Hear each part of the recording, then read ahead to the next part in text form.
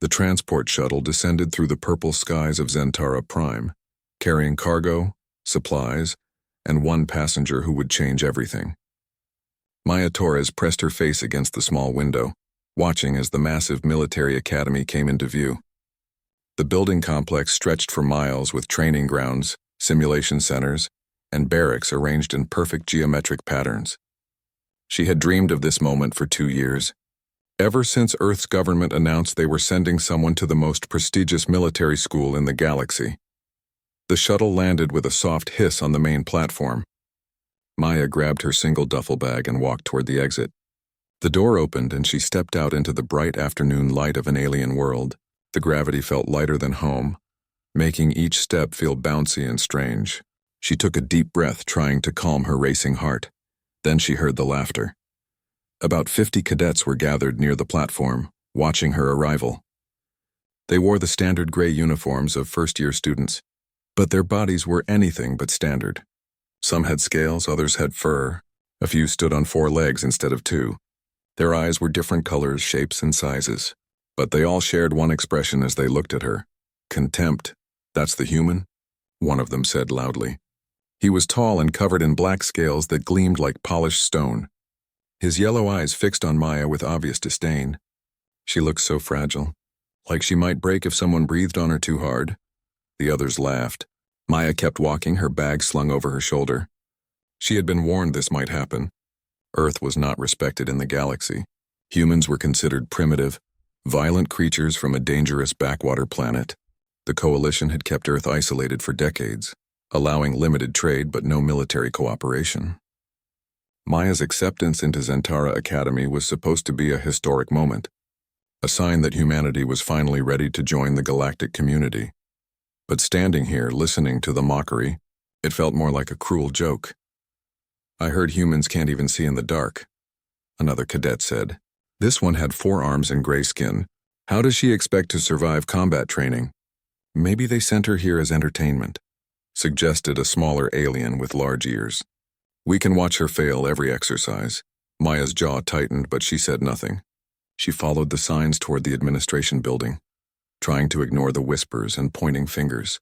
More cadets stopped what they were doing to stare at her.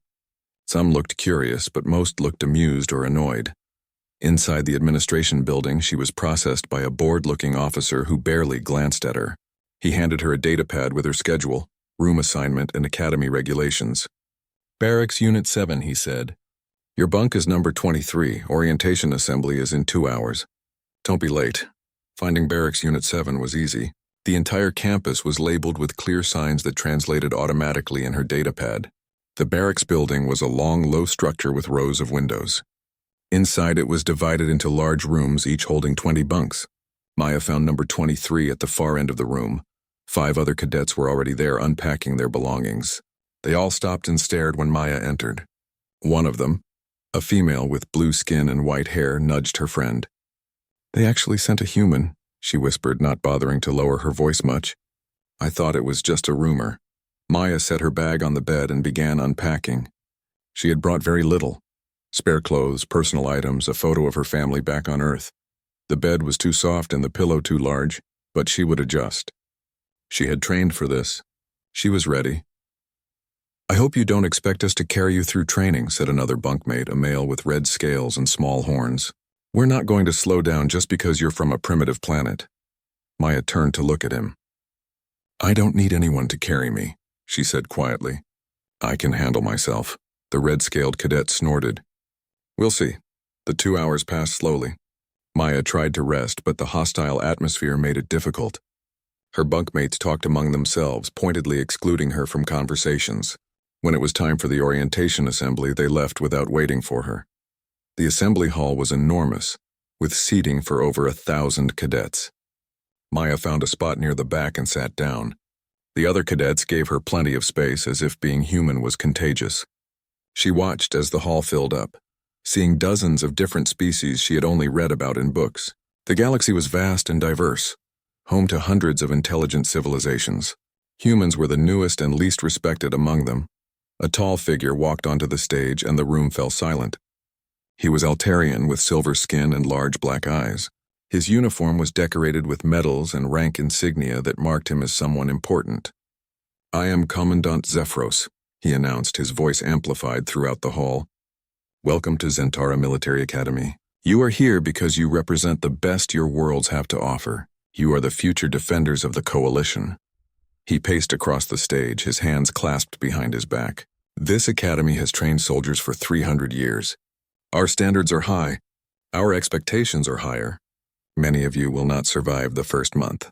Those who do will be forged into warriors worthy of the Coalition's trust." His eyes scanned the crowd and stopped when they found Maya. He paused, just for a moment, and something flickered across his face. Doubt, perhaps. Or concern. Then he continued his speech. "You come from different worlds, different cultures, different species. Here, those differences don't matter. Here you are all cadets. You will train together, fight together, and succeed or fail together. Unity is our strength. Division is our enemy. Remember that." The speech continued for another 20 minutes, covering rules, expectations, and warnings. Maya listened carefully, memorizing everything. When the assembly finally ended, the cadets filed out in organized groups. Maya stood to leave and found herself face to face with the black-scaled cadet from earlier. Up close, he was even more intimidating. He stood at least 7 feet tall, and his scales looked like natural armor. His yellow eyes studied her with barely concealed hostility. "I am Vexler," he said. "My people are Kryn. We are the finest warriors in the galaxy. We have fought and won battles for 1,000 years." Maya met his gaze steadily. "Good for you." Vexlar's eyes narrowed. "You don't belong here, human. Your species has no history of honorable combat. You fight like animals without discipline or skill. You will embarrass yourself and be sent home within a week." "Then I guess you have nothing to worry about," Maya replied. For a moment she thought he might strike her. His hand twitched toward his side where a weapon would normally hang. But they were in the academy, where violence outside of training was strictly forbidden. Finally, Vexler stepped back. "We'll see how confident you are after tomorrow's exercises," he said. Then he turned and walked away, his friends following behind him. Maya stood alone in the emptying hall. Her first day at Zentara Academy, and she had already made enemies. But she had expected that. Earth had sent her here with a mission. Prove that humans could stand equal to any species in the galaxy. Prove that they deserved respect. She walked back to her barracks under the alien stars, feeling the weight of an entire planet's hopes on her shoulders. Tomorrow the real test would begin. The alarm woke Maya at dawn. She dressed quickly in her training uniform and joined the other cadets streaming toward the main training complex. Nobody spoke to her during the walk, and she was fine with that. She needed to focus on what was coming. The combat simulation chamber was massive. It looked like an empty warehouse from the outside, but Maya knew it could create any environment imaginable, using hard light projections and gravity manipulation. 200 first-year cadets gathered in front of it, organized into training units of 20. Maya found her unit, number 7, and stood at the back of the group. An instructor approached, a muscular alien with purple skin and 4 eyes. "I am Drill Instructor Karn," he barked. "Today you will complete your first combat evaluation. Each of you will enter the zero-gravity chamber and navigate an obstacle course while engaging hostile drones.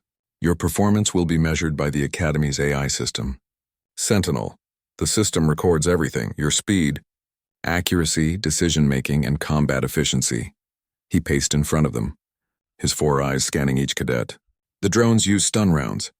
They won't kill you, but they will hurt. A lot. If you're hit 3 times, you fail. If you quit, you fail. If you take longer than 10 minutes, you fail." Questions? Nobody spoke. "Good. Unit 7, you're first. Cadet Vexler, you're up." The black-scaled Kryn warrior stepped forward with confidence. The chamber door opened and he entered. Large screens outside showed what was happening inside. The room transformed into a rotating tunnel filled with obstacles, moving platforms, and cover positions. Hostile drones appeared, firing bright red stun rounds. Vexlar moved like a predator. His natural armor absorbed impacts that would hurt other species. He used his strength to leap between platforms that seemed impossibly far apart. His aim was precise, taking down drones with minimal wasted shots. The watching cadets murmured in appreciation. This was what a warrior looked like. He completed the course in 6 minutes and 40 seconds with only 1 stun hit registered. The cadets applauded as he emerged, barely breathing hard. "Acceptable," Instructor Karn said. "Next, Cadet Drix. One by one, the cadets took their turns. Some did well, others struggled. The four-armed Dravix twins worked with natural advantages, their extra limbs allowing them to shoot while climbing. A small, quick alien named Pip used speed and agility to avoid most shots. Each species brought their natural strengths to the challenge. Then it was Maya's turn. The laughter started before she even reached the door. "This should be entertaining," someone muttered. 10 credits says she doesn't last 2 minutes, another voice added. Maya heard Vexillar's deep voice saying, "A waste of time. The human will fail." She stepped into the chamber and the door sealed behind her. For a moment, everything was still. Then gravity disappeared and the room transformed.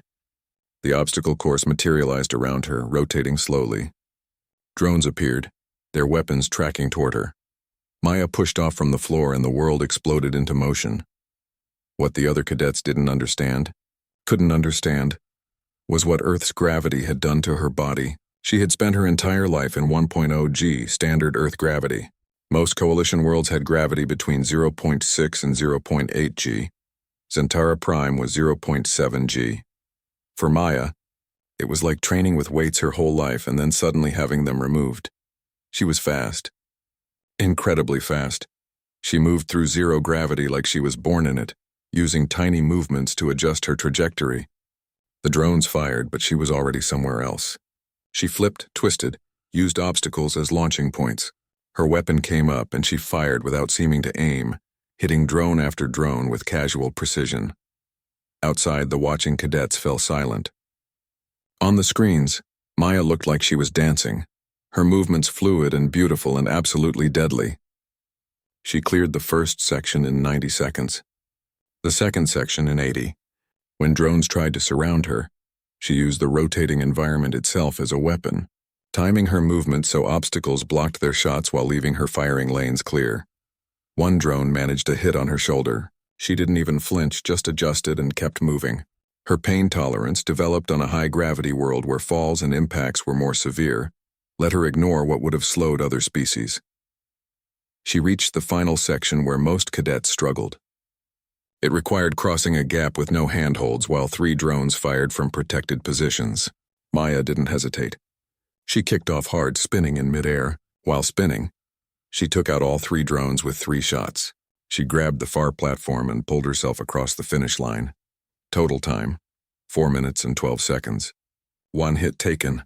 The chamber door opened. Maya floated out and grabbed a handhold to pull herself to the floor as gravity returned. She stood there, breathing slightly harder than normal, while 200 cadets stared at her in complete silence. Instructor Karn looked at his datapad, then looked at Maya, then looked at the datapad again. 4 minutes, 12 seconds, he said slowly.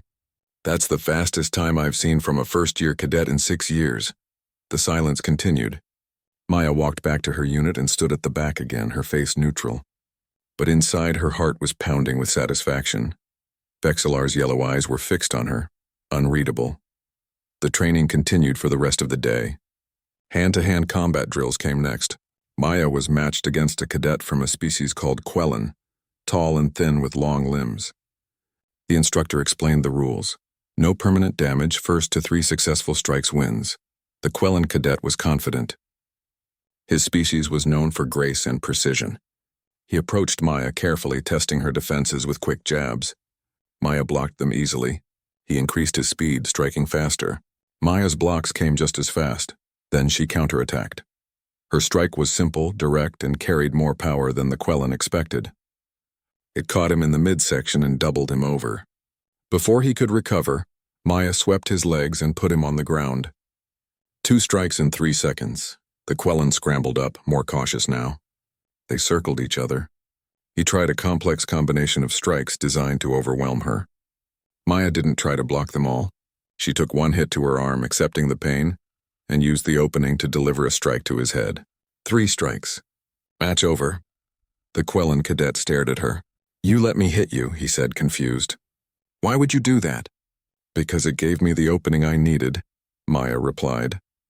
More matches followed throughout the afternoon. Maya didn't win everyone, but she won more than she lost. The other cadets began to notice patterns in how she fought. She was willing to take damage if it meant securing victory. She calculated risks that other species found uncomfortable. When she got hurt, she kept fighting as if nothing had happened. It was disturbing. During a break, Maya overheard two cadets talking. "There's something wrong with her," one said. "She doesn't fight like a soldier. She fights like a predator." "All humans are predators," the other replied. "I read about them. Earth is a death world. The animals there are incredibly dangerous. Humans evolved by hunting them, by being more dangerous than they were. That's just a theory." "Is it? Watch how she moves. Watch her eyes when she fights. She's not thinking about honor or technique. She's thinking about how to hurt her opponent as efficiently as possible." The conversation made Maya uncomfortable, but she couldn't deny it. Earth had shaped humanity in ways the galaxy didn't understand. Where other species had evolved on gentle worlds with moderate predators, humans had survived on a planet that constantly tried to kill them. It had made them tough, adaptable, and frighteningly good at violence. The day's final exercise was a tactical simulation. Cadets worked in teams to complete objectives on a virtual battlefield. Maya's team included Vexlar and 3 others. The Kryn warrior took command immediately, assigning positions and giving orders. He assigned Maya to the rear guard, the least important position. The simulation began. It was a rescue mission. Extract 3 hostages from a fortified building while fighting through enemy forces. Vexlar led from the front, using his strength and armor to push through enemy lines. The others followed, providing support fire. Maya did what she was told, covering the rear. But she also watched. She saw how Vexlar fought with courage but limited strategy. She saw how the team moved too close together, making themselves vulnerable to area attacks. She saw mistakes that could be fixed with better coordination, but she said nothing. She was the outsider here, the human who wasn't supposed to be able to keep up with galactic military standards. Speaking up would only create more resentment. The team completed the objective, but barely. 2 members took enough hits to be counted as casualties. Vexlar was frustrated with the performance but said nothing. As they left the simulation chamber, one of the team members glanced at Maya. "You were quiet back there." "No suggestions?" Maya shrugged. "I'm just a human from a primitive planet. What would I know about tactics?" The cadet's expression flickered with something that might have been shame. "Right," he said quietly and walked away. That night in the barracks, Maya lay in her bunk and stared at the ceiling. Her body ached from the day's training, but it was a good ache. She had proven she could compete. The mockery had lessened, replaced by confusion and wariness. The other cadets didn't know what to make of her. 2 weeks passed and Maya fell into a routine at the academy. Wake at dawn, train until exhausted, study tactics and strategy, sleep, repeat. The mockery had mostly stopped, replaced by a tense silence whenever she entered a room. The other cadets watched her constantly, trying to understand what she was and what she represented. Some began to show grudging respect. A few even spoke to her occasionally, asking questions about Earth or commenting on her performance in exercises. But most remained distant, uncertain how to deal with a human who defied all their expectations about her species. Vexlar remained her most vocal critic. He never missed an opportunity to point out when she made mistakes or performed below his standards. He still insisted that her success was luck, that eventually she would reveal herself as the primitive warrior he believed all humans to be. Then came the announcement about the Grand Arena Exercise Commandant. Zephyros addressed all first-year cadets in the assembly hall. "In 3 days, you will participate in your first major combat evaluation. You will be divided into teams and placed in the Grand Arena, where you will complete a complex battlefield scenario. This exercise will test everything you've learned: combat skills, tactical thinking, teamwork, and adaptability." The cadets buzzed with excitement. The Grand Arena was legendary, a massive facility that could simulate entire cities or wilderness environments with perfect realism. It was where cadets proved they deserved to continue their training. "Teams have been assigned randomly," Zephyros continued. "You will find your team assignments on your datapads.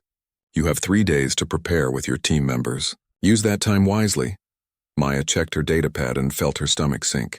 Her team included Vexlar, the Dravix twins named Kyle and Kent, and 2 others she barely knew: a blue-skinned female called Lyra and a small, quick alien named Torque. Looking at the list, she could already see the problem. Vexlar would take command, and he would never listen to suggestions from a human. The team met that evening in a briefing room to discuss strategy. Vexlar stood at the head of the table, arms crossed. The scenario is a hostage rescue, he said. 3 civilian targets held in a fortified building in an urban environment. Enemy forces estimated at 20 combatants. We have 1 hour to complete the objective. He pulled up a map of the simulated city. We move fast and hit hard. Kent and Kyle take point with their superior firepower. Lyra and Torque provide flanking support. Maya, you stay in the back and cover our retreat if needed. That's the same strategy we've used in every exercise, Maya said quietly. The one that got half our team killed last time. Vexillar's yellow eyes fixed on her.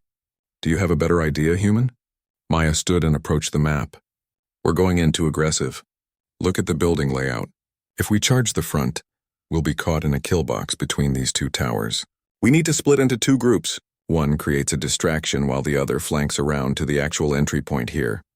She pointed to a side entrance that was less defended. Splitting our forces makes us weaker, Vexlar argued. Unity is strength. Unity in a coffin is still death, Maya replied. We need to be smart, not just brave. The other team members exchanged glances.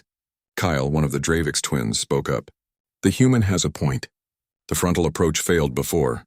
Vexlar's scales seemed to darken with anger. I am team leader. We do this my way. If you can't follow orders, maybe you don't belong on this team. Maya sat back down, her jaw tight. There was no point arguing further. Vexlar's pride wouldn't let him accept advice from someone he considered inferior. The next 3 days were tense. The team practiced basic movements and communication protocols, but the underlying tension never disappeared. Vexlar made it clear he expected everyone to follow his commands without question. Maya went through the motions, saying little. On the morning of the exercise, 200 cadets gathered at the grand arena. Teams were sent in one at a time, their performance broadcast on screens for everyone to watch. Maya's team was scheduled to go in 5th. They watched the first 4 teams. 2 succeeded but took heavy casualties. 1 failed completely, with all members eliminated before reaching the objective. The 4th team succeeded with minimal losses, using clever tactics and good coordination. The watching cadets cheered their success. Then it was time. Team 7. Report to entry point, a voice announced. Maya's team entered the preparation area where they were issued training weapons and equipment. The weapons fired stun rounds that registered as hits on their uniform sensor systems. 3 hits and you were counted as dead. The equipment included basic supplies, medical kits, breaching charges, and communication devices. They entered the arena, and the world transformed around them. Suddenly, they stood on a city street with buildings on both sides, vehicles scattered around, and the sound of distant gunfire. The simulation was perfect down to the smell of smoke and the feel of wind. Objective building is 2 blocks north, Vexlar said. Move out. Formation Alpha. They advanced up the street, weapons ready. The Dravix twins led, using their forearms to cover multiple angles simultaneously. Lyra and Torque moved on the flanks. Maya brought up the rear, scanning windows and rooftops. Enemy contacts appeared on the 2nd block. Drones disguised as enemy soldiers, but programmed to fight with intelligent tactics. They opened fire from elevated positions. Vexlar roared and charged forward, trusting his armor to protect him. It was exactly what the enemy expected. Crossfire erupted from both towers flanking the street, just like Maya had predicted. Kyle took multiple hits and went down, his sensor system marking him as eliminated. Kent dove for cover, but a grenade landed near him. 2 more hits, eliminated, fall back, Vexlar shouted, but it was too late. Lyra was hit trying to retreat. Torque managed to reach cover, but he was pinned down. Vexlar himself took 2 hits, leaving him with only 1 remaining before elimination. In the observation booth, Commandant Zephyros watched with disappointment. Another team rushing in without proper reconnaissance, he muttered. On the street, Vexlar was furious. We need to retreat and regroup. We can't, Torque called out. They've blocked the retreat path. We're trapped. Maya was the only team member still at full status, having stayed back from the initial assault. She analyzed the situation quickly. 4 team members down, 1 pinned, 1 at critical status. The objective was still 2 blocks away. Mission time, 30 minutes elapsed, 30 remaining. Standard protocol said to retreat and accept the failure. But Maya had never been good at accepting failure. She moved before anyone could stop her, darting forward instead of back. She used the burning vehicle for cover, then rolled into a building's entrance. Vexlar's voice crackled over the communication device. Torres, what are you doing? Fall back. Maya didn't respond. She was already moving through the building, heading for the stairs. The enemy drones were focused on the street, expecting the team to either retreat or try another frontal assault. They weren't watching the buildings. She reached the third floor and found a window overlooking the enemy position in the left tower. 3 drones positioned to fire down at the street. Maya took careful aim and fired 3 times. All 3 drones registered hits and shut down. She moved to the other side of the building. The right tower had 4 drones. This angle was harder, but she had trained for difficult shots on Earth where gravity made everything heavier, including weapon recoil. Here it was easy. 4 shots, 4 hits. The street was suddenly quiet. "Torque, move up," Maya said into her comm. "The towers are clear." "How did you?" Torque started, then just followed orders. He advanced, reaching the next block without taking fire. Maya exited the building and moved parallel to the street, using buildings and alleyways for cover. She could see the objective building now, heavily fortified with drones stationed at all entrances, at least 10 contacts visible, probably more inside. She activated her comm to speak with Vexillar. "I can reach the side entrance." "The one I mentioned in planning?" "It's less defended." "Negative," Vexillar responded. "Return to formation." "That's an order." Maya looked at her chronometer. 25 minutes remaining.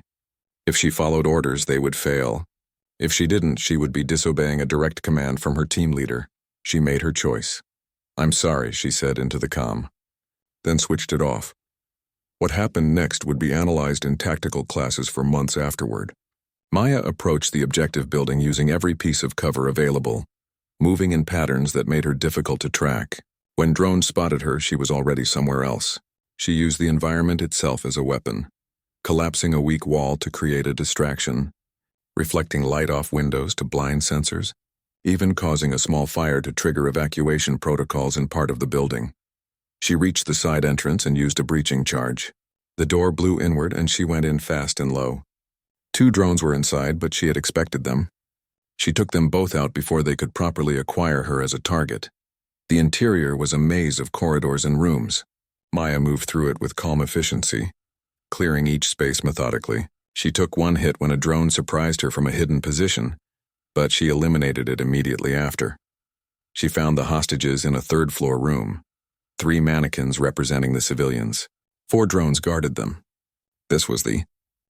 Maya exited the grand arena, still breathing hard from the exercise. The other members of Team 7 were waiting outside, their faces showing a mixture of emotions. Torque looked impressed. Lyra seemed thoughtful. The Drevix twins were talking quietly to each other, and Vexlar stood apart from the group, his scaled face rigid with barely controlled anger. He walked straight toward Maya, stopping inches from her face. "You disobeyed my direct order," he said, his voice low and dangerous. "You abandoned your team. You ignored chain of command." "I completed the mission," Maya replied, meeting his yellow eyes steadily. "Isn't that what matters?" "No," Vexillar said. "What matters is discipline. What matters is following orders. You fight like a savage, with no honor, no respect for proper military conduct. You proved nothing today except that humans cannot be trusted to work in a team." Before Maya could respond, the door to the observation area opened, and Commandant Zephyros emerged, followed by several other instructors. His expression was unreadable as he approached Team 7. "Interesting performance," Minnie said, looking at Maya. "Highly irregular but effective. We'll need to review..." He stopped mid-sentence as a piercing alarm suddenly blared throughout the facility. Red emergency lights began flashing on every wall.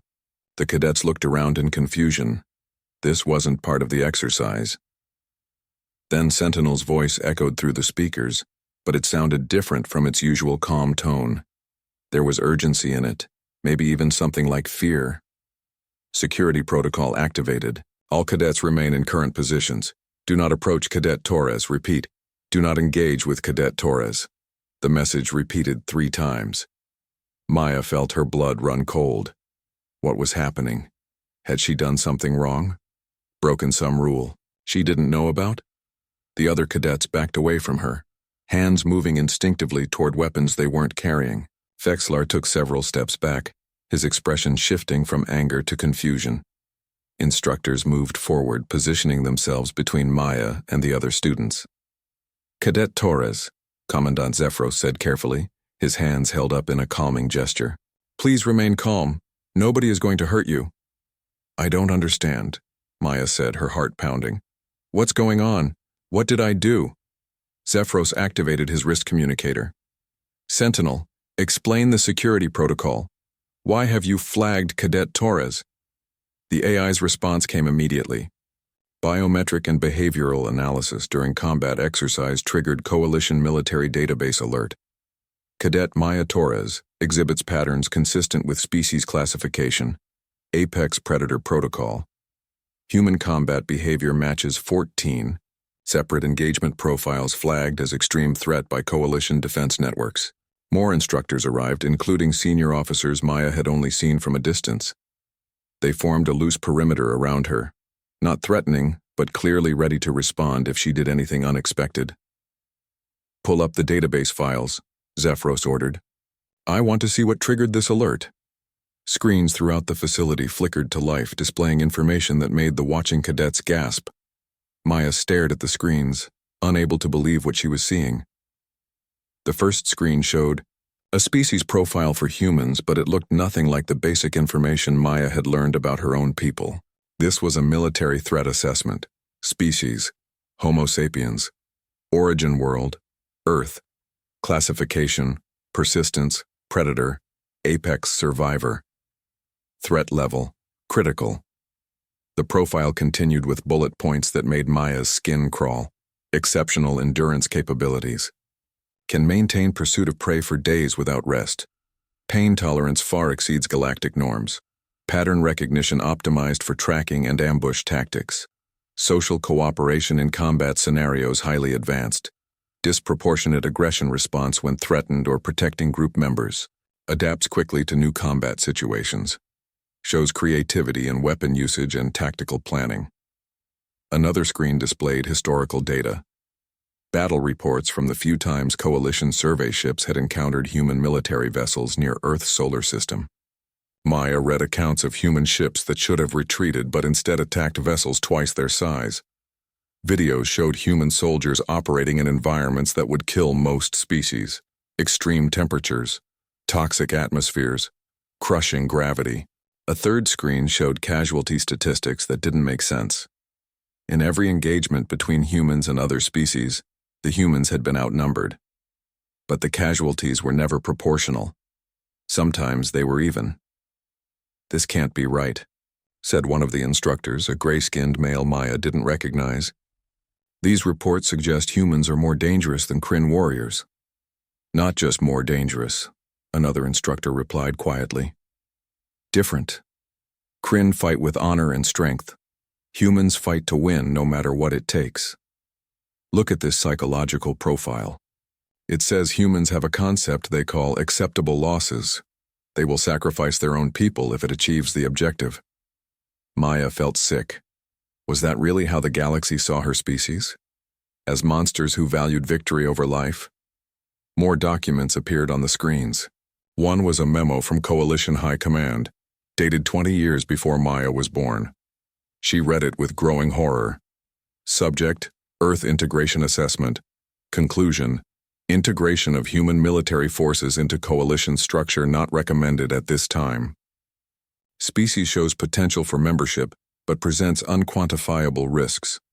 Human combat doctrine fundamentally incompatible with coalition rules of engagement. Cultural acceptance of casualty rates exceeds all known civilized species.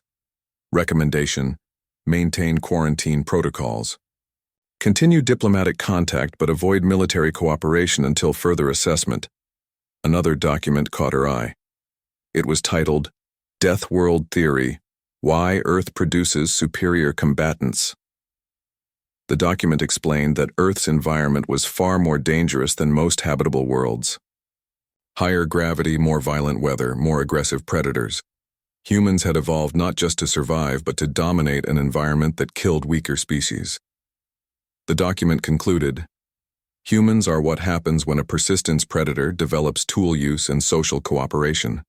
They are optimized for hunting, tracking, and killing. Integration into military forces should be approached with extreme caution. Vexillar was reading the same documents, his expression shifting from confusion to something like fear. "You're on the restricted list," he said to Maya. "Your entire species is flagged as too dangerous for military service." "I didn't know," Maya said, her voice barely above a whisper. "They told me I was part of a diplomatic program, that Earth was ready to join the coalition. Nobody said anything about restrictions or threat assessments." Commandant Zephyros was speaking urgently into his communicator, receiving orders from higher up the chain of command. When he finished, his face was grim. "Cadet Torres, your admission to this academy is under investigation. It appears the proper authorization was never obtained. Someone bypassed military protocols to get you here." "What does that mean?" Maya asked. "It means your training is suspended pending review. You'll be confined to diplomatic quarters while the Coalition Council determines what to do next." The words hit Maya like physical blows. After everything she had done, after proving she could compete with the best cadets in the galaxy, they were throwing her out. Not because she failed, but because she succeeded too well. "This is insane," Kyle said, speaking up from where he stood with his twin. "She completed the mission. She's a good soldier. Why does it matter what some old documents say about her species?" "Because those documents exist for a reason," Zephyros replied. "The Coalition has rules about which species can serve in military capacities. Those rules exist to maintain order and prevent conflicts. Humans have never been approved for military integration." "So what?" Torque chimed in. "She's here now. She's proven herself. Doesn't that count for anything?" Zephyros looked tired. "It's not my decision to make. This goes all the way to the council." Security officers arrived, not threateningly but clearly there to escort Maya. She went with them without resistance, her mind spinning. As they led her away from the grand arena, she heard the cadets talking behind her. "Did you see those battle reports?" someone said. "Humans have been fighting Coalition survey ships for years. We just never hear about it because they're quarantined." "I always thought Earth was primitive," another voice added. "But maybe we've been underestimating them." "Underestimating?" a third voice said. "The documents call them apex predators. That's not underestimating. That's being terrified." Maya was taken to a small but comfortable suite in the diplomatic sector of the Academy complex. The door locked. Behind her, not with the harsh clang of a prison but with the soft click of a security system, she was confined but not imprisoned. She sat on the bed and put her head in her hands. 2 weeks. That's how long she had lasted at Zentara Academy before her entire world fell apart. She had worked so hard, trained so much, sacrificed everything for this opportunity. And now it was over. But beneath the disappointment, another emotion was growing. Anger. They had lied to her. Earth's government, the Coalition diplomats, someone had sent her here knowing she would face this. They had used her as a test case, an experiment to see how the galaxy would react to a human soldier. And now she was paying the price for their games. Maya stood and walked to the window. Outside she could see cadets. Maya stared at Commandant Zephyros, not sure she had heard correctly. "A petition? What kind of petition?" Zephyros pulled out his datapad and held it up so Maya could see. "Over 200 first-year cadets have signed it. They're demanding that you be allowed to continue your training. They argue that you've demonstrated exactly the qualities this academy claims to value: skill, determination, and the ability to complete the mission under impossible circumstances." Maya scrolled through the list of names, recognizing many of them. Cadets from different species, different worlds, different training units, some she had never even spoken to. Near the top of the list was a name that made her stop. "Vexillar, the Kryn warrior," Maya said, disbelief in her voice. "He hates me. He's been my biggest critic since day one." "Read what he wrote," Zephyros suggested. Maya found Vexillar's statement attached to his signature. It was short and direct, typical of his personality. "I do not like Cadet Torres. I find her methods disturbing and her disregard for proper chain of command unacceptable. But I cannot deny what I have seen. She is a warrior, a true one. If Cadet Torres represents what Earth produces, then the Coalition needs soldiers from Earth. We face threats on our borders that require warriors who fight to win, not just warriors who fight with honor. I support her continuation in this academy. Maya felt something tight in her chest. It wasn't friendship exactly. Vexler had made it clear he still didn't approve of her. But it was respect, hard-earned and genuine. Why would they do this? Maya asked quietly. Most of them barely know me. Because you scared them, Zephyros said. And then you impressed them. They watched you complete a mission alone that was designed for a full team. They read the reports about human capabilities and realized that Earth has been hiding something remarkable. Fear and respect are not so different sometimes. He paused, choosing his next words carefully. There's something else you should know. Your admission to this academy was not a mistake or a diplomatic accident. It was deliberate. Someone very high in Earth's government arranged it, bypassing normal protocols. Why? Maya asked. Because Earth has been trying to join the coalition for decades and the military establishment keeps blocking it. They're afraid of what humans might become if given access to advanced technology and training. Your government needed to prove that humans could integrate into coalition forces without incident. Maya felt anger rising again. So I was an experiment. A test case, yes, Zephyros admitted, but not a cruel one. You were selected because Earth's government believed you could succeed. They believed you could change minds about humanity. And in a way you have, just not the way anyone expected.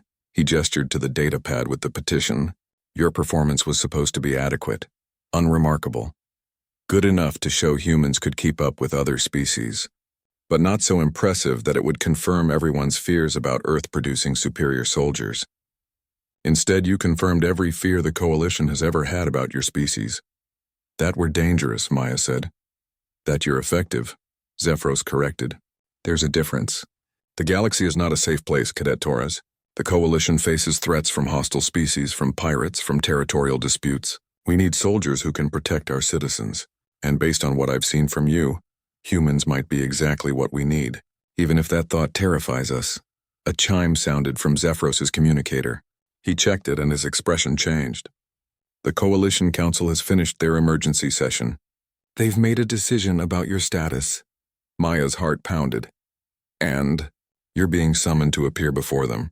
Now, come with me. They walked through the academy complex to a section Maya had never seen before.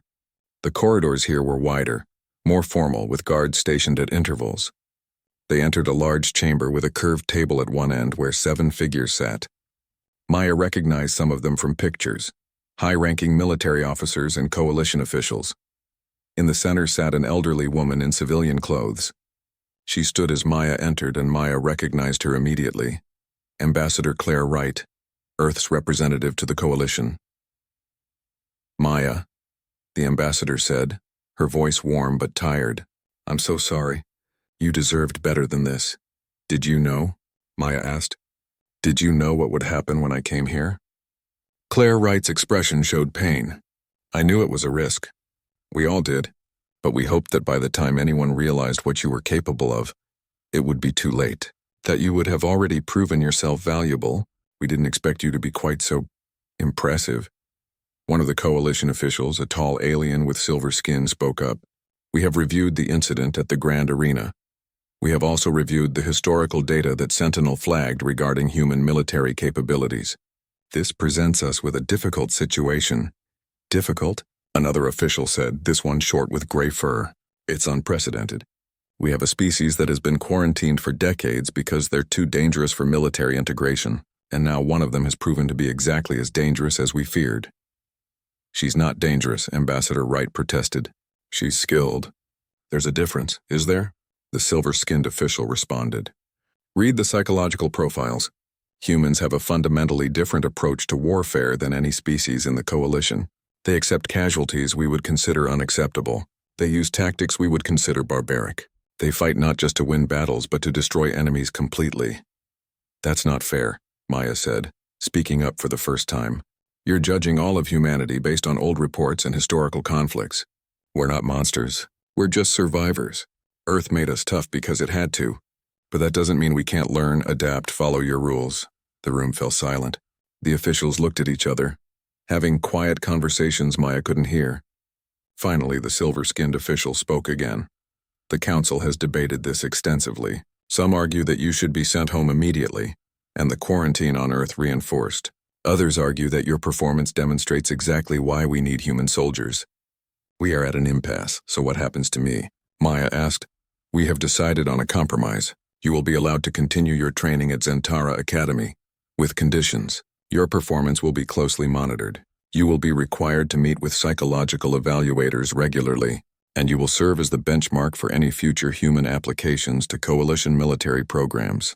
If you succeed, you open the door for more humans to follow. If you fail or if you prove too dangerous to integrate, that door closes permanently. Maya felt the weight of those words. She wasn't just representing herself anymore. She was representing all of humanity. Every person on Earth who might someday want to reach for the stars.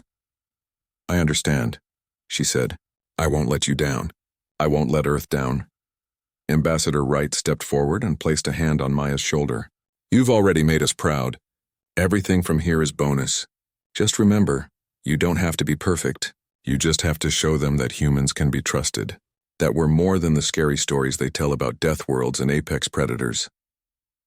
The meeting ended, and Maya was escorted back to the cadet barracks. It was late evening now, and most cadets were in their bunks. When Maya entered, conversation stopped. Everyone stared at her. Then Torque started clapping. Slowly at first, then faster. Others joined in. Within seconds, the entire barracks was applauding. Not because they liked her necessarily, but because she had fought for her place here and won. Vexlar approached from across the room. Up close, Maya could see that his expression had changed. The hostility was gone, replaced by something more complex. I read your statement, Maya said. Thank you. Don't thank me, Vexlar replied. I still think you're reckless and your methods are questionable. But I cannot deny what you are. A warrior. Perhaps not the kind of warrior I understand, but a warrior nonetheless. He held out his hand, a human gesture he must have learned specifically for this moment. Maya shook it, feeling the rough scales against her palm. The coalition is afraid of you, Vexlar said quietly. Of all humans. They fear that if they let your species into the military, humans will dominate it, that you will change the nature of warfare itself. Is that what you think? Maya asked. Vexlar was quiet for a moment. I think the galaxy is about to change, whether the coalition is ready or not. Earth has been isolated for too long. Your people are hungry to prove themselves, and after watching you fight, I believe they will. The question is whether that will make the galaxy safer or more dangerous. I guess we'll find out together, Maya said. Vexlar nodded and returned to his bunk. The other cadets slowly went back to their own business, though many continued to watch Maya with new eyes. She was no longer just the human, the outsider, the primitive from Earth. She was a cadet who had fought for her place and earned it. Maya lay down in her bunk and stared at the ceiling. Tomorrow would bring new challenges. More training, more tests, more opportunities to prove herself. The eyes of the galaxy would be watching, waiting to see if humans could really integrate into coalition society, or if they were too dangerous to be trusted. But tonight, Maya allowed herself a small smile. She had come to Zentara Academy expecting to be tested. She had expected prejudice, difficulty,